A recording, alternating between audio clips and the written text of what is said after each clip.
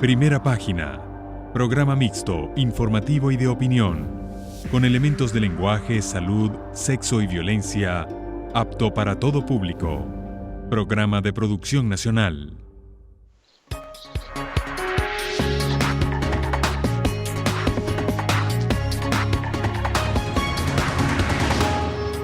Continuamos con más de Primera Página y a esta hora 6:48 de la mañana vamos a tener a nuestro primer invitado del día, en este caso vía Skype desde Washington, D.C. en Estados Unidos.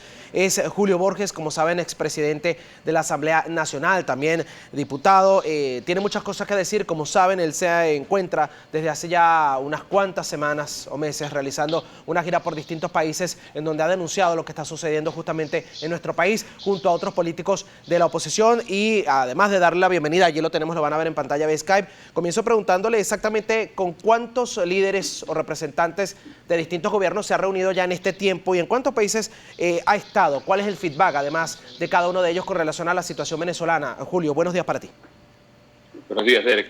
Mira, yo creo que la suma total ha sido cerca de 14 presidentes, tanto en Europa como en América Latina y en Norteamérica, y hay una preocupación enorme con el tema venezolano, que creo que la podemos ver de manera muy clara en todas las medidas que se han tomado, y creo que lo más importante que podemos transmitirle a nuestro país es que son medidas que no tienen vuelta atrás, sino que todo lo contrario, van a seguir aumentando, porque hay una determinación muy clara de todas las democracias del mundo en que tiene que haber un cambio democrático en el país y que en este momento toda la presión democrática que se haga para lograr, y como lo han dicho todos los países de la Unión Europea o del Grupo de Lima o de los Estados Unidos y de otros países distintos como los del G7, donde están países tan quizás más lejanos que para nosotros como Japón, por ejemplo, es que tiene que haber elecciones libres en Venezuela, y eso es lo que es la meta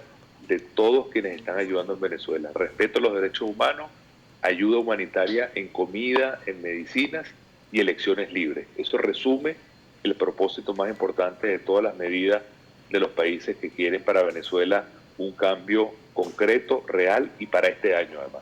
Allí está el deseo de cada uno de esos países, como usted bien señala, también de la oposición y de muchos venezolanos, pero también la pregunta que queda en el aire, ¿cómo lograr de manera efectiva esto? Porque, por ejemplo, habla del tema de la ayuda humanitaria tan importante en Venezuela. Sin embargo, ayer el canciller de la República, Jorge Arreaza, decía, si quieren ayudar a Venezuela, pues que levanten las sanciones. Esto a la par de que ha buscado establecer un diálogo con Estados Unidos, o por lo menos encuentros con Mike Pompeo, y también se ha reunido con algunos senadores en el marco de un diálogo que al parecer quisieran, pero aseguran él, tanto otros miembros del oficialismo que incluso han estado aquí en Primera Página, que si no levantan las sanciones no se acepta un canal humanitario, porque a su juicio traerían armas a nuestro país y darían paso a su juicio también a una intervención en Venezuela. ¿Qué opina de eso? Bueno, me parece que es absurdo la presión que tenemos muchísimos venezolanos de que se abra el canal humanitario de medicinas y comida.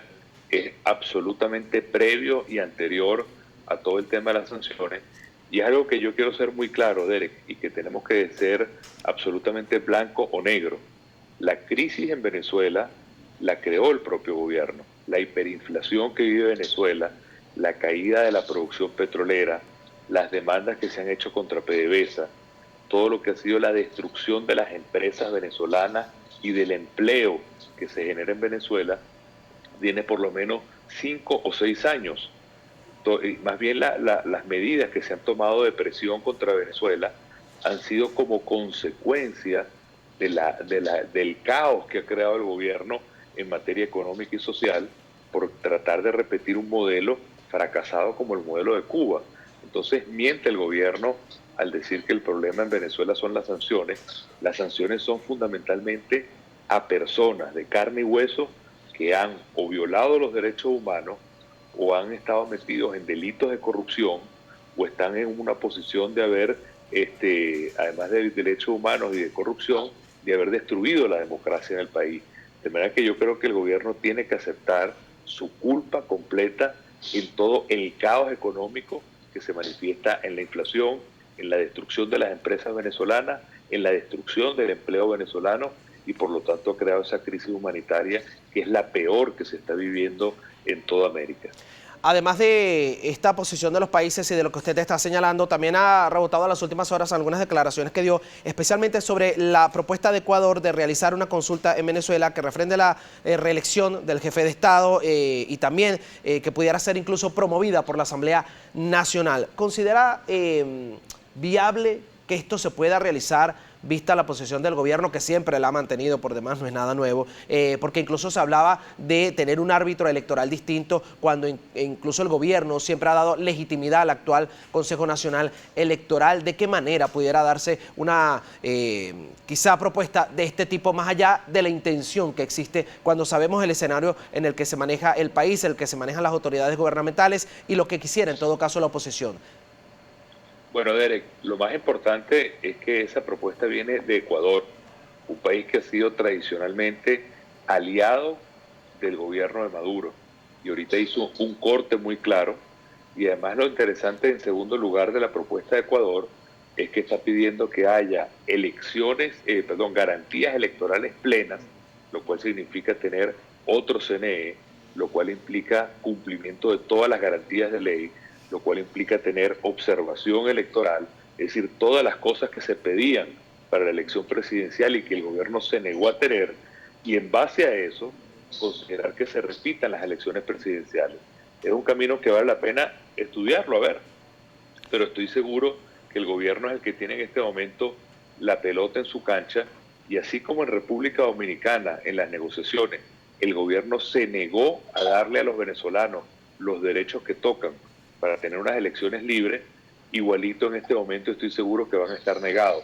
Pero lo interesante es que es una propuesta hecha por Ecuador, país supuestamente o tradicionalmente aliado de Maduro, y al mismo tiempo que pasa como requisito previo tener condiciones electorales, que es lo que el pueblo venezolano ha pedido para tener elecciones libres este año como tenemos que tener.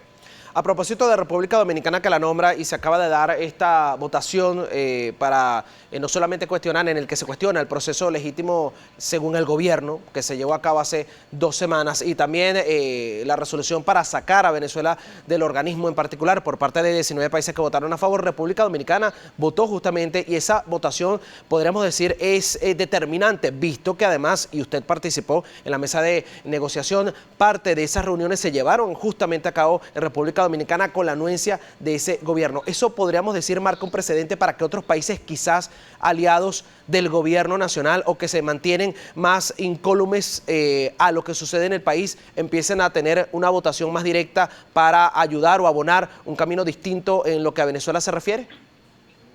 Mira, esa pregunta es muy importante, Derek. Como tú bien dices, yo fui el jefe de la delegación de la oposición en esa negociación de Dominicana. Yo puedo dar testimonio y fe que el gobierno nunca quiso aceptar, reconocer los derechos de los venezolanos para tener elecciones libres, por ejemplo, cambiar el CNE, por ejemplo, tener observación electoral, por ejemplo, tener de manera clara todas las garantías electorales, quitar los puntos rojos, prohibir las cadenas, prohibir todo lo que significa el chantaje sobre los electores. Se negó a todo eso, ilegalizó los partidos políticos, metió preso a candidatos presidenciales, o los inhabilitó o los mandó al exilio. De verdad que el gobierno lo que quiso fue desde el principio montar unas elecciones a su medida, y por eso el pueblo venezolano respondió no apoyando esas elecciones. Ahora lo que está planteado es luchar por esas condiciones electorales. Pero así como se negó a ese tema, también se negó a la entrada de medicinas y alimentos a Venezuela, cosa que es criminal. En este momento los venezolanos más que nunca necesitan la ayuda de medicinas, de alimentos, de inversión, de creación de empleo, y quien cierra esa oportunidad todos los días es el gobierno de Maduro. Por eso, y voy a la respuesta de tu pregunta, el hecho de que nosotros hayamos tenido esa votación en la OEA es un triunfo enorme. Que el gobierno lo quiera vender como un triunfo para ellos es un gran error. De todos los países de América, estamos hablando de más de 30 países, Derek, solamente 3 apoyaron a Maduro. Solamente lo apoyó Bolivia, una isla muy pequeña que se llama Dominica, no República Dominicana, sino Dominica, y San Vincent. Si tú sumas las personas que viven en Dominica y San Vincent, son 170.000 personas. Eso es más pequeño que cualquier parroquia de Caracas. De manera que el gobierno está aislado. Hasta Nicaragua no votó por Nicolás Maduro. Todos los países, de una manera u otra, rechazaron el fraude del 20 de mayo y hoy Maduro está aislado y el puesto que ha estado marcando la comunidad internacional es muy claro. Esas elecciones no fueron válidas y hay que permitirle al pueblo venezolano, para tener una nueva economía, para tener una nueva oportunidad como pueblo, tener una decisión clara en unas elecciones libres. Allí le pregunto justamente ahora que dice o habla sobre este tema de la Organización de Estados Americanos. ¿Puede un gobierno gobernar, valga la redundancia, de esta manera con varios países cuestionando un proceso en el que ellos dicen resultaron legítimos mientras la comunidad internacional, de la que a fin de cuentas en un mundo globalizado, en pleno siglo XXI, siempre es menester por negociaciones de todo tipo y también relaciones, gobernar, en este caso cada nación? ¿Cómo puede un gobierno hacerlo de esta manera cuando tiene más de 19 países, por ejemplo, en contra de lo que está sucediendo en Venezuela?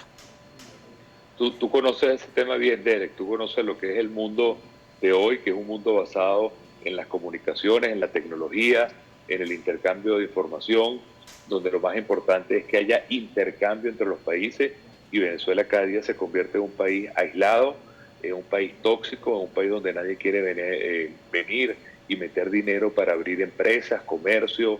Eso lo que hace es simplemente empobrecer a nuestro pueblo. Yo estoy absolutamente convencido que es imposible gobernar un país de la manera como se está gobernando Venezuela, y soy de los que piensan, y quiero ser muy claro en esto, soy de los que está totalmente convencido que más bien nosotros vamos en el corto plazo en Venezuela a un cambio que es inevitable, precisamente por las razones que tú dices. Venezuela lo que necesita hoy es inversión venezolana y extranjera, abrir empresas, abrir comercio, llevar marcas a Venezuela, llevar tecnología, abrir oportunidades para los jóvenes. Todo lo contrario a lo que se está haciendo hoy. Venezuela lo que quiere es abrirse al mundo para tener una Venezuela moderna, una Venezuela de desarrollo, y esa es la Venezuela que quiere hoy tener todos los venezolanos. Si tú le das a escoger libremente a los venezolanos qué país sueñan, quieren un país moderno, de inversión, de trabajo, de tecnología, de conocimiento, de democracia, de valores, de familia, todo lo contrario a la Venezuela que tenemos hoy. Por eso te digo que en Venezuela el cambio es inevitable y lo vamos a tener para el bien de todos los jóvenes y de todos nuestros hijos en Venezuela. Cierro con dos preguntas. Nuestro invitado hoy, Julio Borges, vía Skype desde la ciudad de Washington, D.C., en Estados Unidos.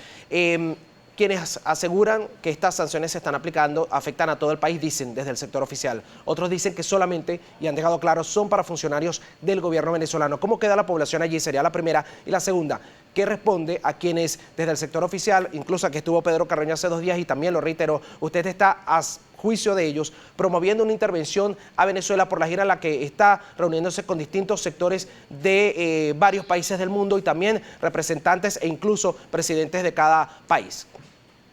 Fíjate, yo creo que si tú ves claramente las medidas que se han tomado, son medidas que van contra las personas y los bienes. Venezuela lamentablemente es uno de los países más ricos del mundo y hoy tenemos a nuestro país comiendo basura. ¿Cómo se explica eso? Por la corrupción. La corrupción ha llevado a que el dinero que es del pueblo venezolano no se invierta en el pueblo venezolano, sino que ese dinero se ha llevado simplemente a los bolsillos de unos grupos que están en el poder. Cuando tú ves las medidas que se han tomado, le quitan a ellos o a sus testaferros los apartamentos, le congelan las cuentas, le quitan el dinero mal habido, y yo creo que eso es algo que es un acto de justicia que espera Venezuela. De manera que te vuelvo y te reitero, esas medidas se han tomado como consecuencia del caos, la corrupción y la crisis que ha creado el propio gobierno, sobre todo en lo económico. Y en segundo lugar, yo me siento muy orgulloso de lo que yo he hecho. Nosotros desde la Asamblea Nacional frenamos todo lo que era la deuda que quería agarrar el gobierno de manera ilegal en la Asamblea Nacional. Nosotros hemos logrado articular todo el apoyo internacional para que haya presión sobre Venezuela. Me siento orgulloso de no haber caído en las presiones y en el chantaje y en las amenazas que tenía encima por no haber firmado en República Dominicana. Me siento orgulloso de que nosotros en este momento estamos logrando articular toda esta presión sobre Venezuela. Si tú sumas esa presión internacional democrática junto con la presión interna venezolana, estoy seguro, Derek, que nosotros tendremos un cambio para bien y un cambio democrático en nuestro país. Gracias, Julio, por estar con nosotros. Muchas gracias. Saludos a todos. Bien, Julio Borges, expresidente de la Asamblea Nacional, como saben, diputado, también hablando sobre la gira que realiza por algunos países, justamente conversando con líderes de oposición, con representantes de los gobiernos y con presidentes en algunos casos sobre el tema Venezuela. Con esto, a las 7:03 de la mañana vamos a la pausa y enseguida regresamos con más de Primera Página. No se aparten.